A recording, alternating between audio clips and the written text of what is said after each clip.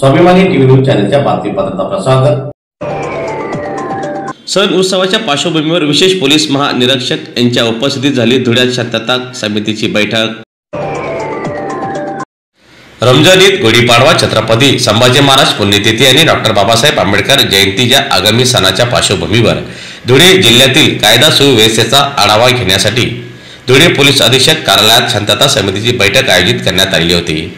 दरम्यान या बैठकीला नाशिक परिक्षेत्राचे विशेष पोलीस महानिरीक्षक दत्तात्रय काडागडे साहेब, जिल्हा पोलीस अधीक्षक श्रीकांत ढिवरे साहेब, अपर पोलीस अधीक्षक किशोर काळे साहेब आणि शांतता समितीचे सदस्य उपस्थित होते। दरम्यान बैठकीत सामाजिक सलोखा कायम राखण्याबाबत उपाययोजना संदर्भात चर्चा करण्यात आली।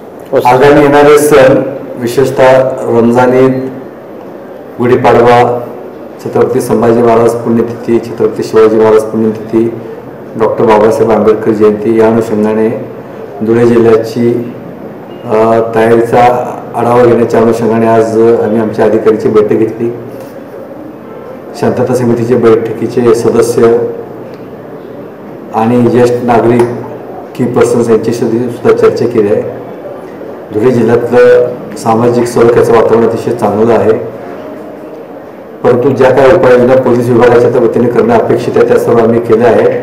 नागरिकांना आवाहन केलं आहे आणि माझी आपल्या प्रसार माध्यमांनाही विनंती आहे, त्या माध्यमातून नागरिकांना विनंती आहे की कृपया कोणत्याही अफवावर, विशेषतः सोशल मीडियाच्या पोस्टवर विश्वास ठेवू नका, त्याची शहानिशा करा।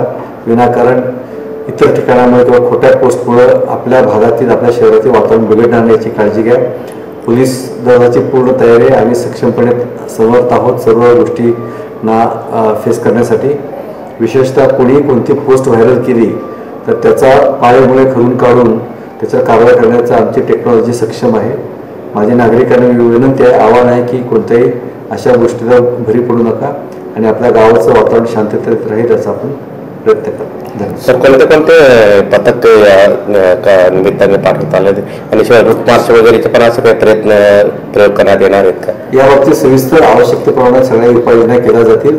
आम्ही यावेळी काही नवीन प्रयोग सुद्धा या अनुषंगाने करणार आहोत।